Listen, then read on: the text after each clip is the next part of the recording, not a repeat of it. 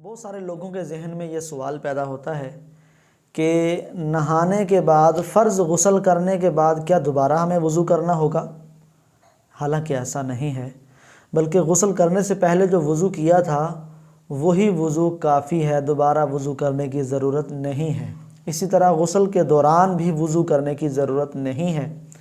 اسی طرح بعض لوگ غسل کر کے آتے ہیں غسل خانے سے، دوبارہ باہر آ کے سنک میں یا ٹوٹی پر آ کر دوبارہ پھر وضو کرتے ہیں کہ ہم نے وضو تو نہیں کیا، ہم نے تو غسل کیا۔ ارے بھائی، جب آپ نے غسل کیا تو اس میں اعضائے وضو بھی دھل گئے۔ غسل میں چہرہ بھی شامل تھا، ہاتھ بھی شامل تھے، سر کا مسح کی بجائے آپ نے پورا سر بھی دھو لیا، اپنے پاؤں کو بھی دھو لیا، تو وضو کے فرائض تو پورے ہو گئے۔ اور اب جب وضو ہو چکا ہے تو اب اس کے باوجود پھر وضو کرنا، یہ پانی کا اسراف کہلائے گا، اور شرعی مسئلہ معلوم نہ ہونے کی وجہ سے انسان اس گناہ میں مبتلا ہوتا ہے۔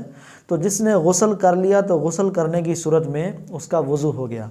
اب یہاں پر بعض لوگوں کو یہ وہم ہوتا ہے کہ غسل تو ہم ننگے ہونے کی حالت میں کرتے ہیں، ہمارا ستر عورت ظاہر ہوتا ہے، تو ستر عورت ظاہر ہونے سے وضو نہیں ٹوٹتا۔ اگر کوئی کپڑے تبدیل بھی کرتا ہے تو اس صورت میں بھی اس کا وضو نہیں ٹوٹے گا، بلکہ غسل کرنے کی صورت میں جو اس کا وضو تھا وہی وضو اس کا برقرار رہے گا، الگ سے اسے وضو کرنے کی ضرورت نہیں ہے۔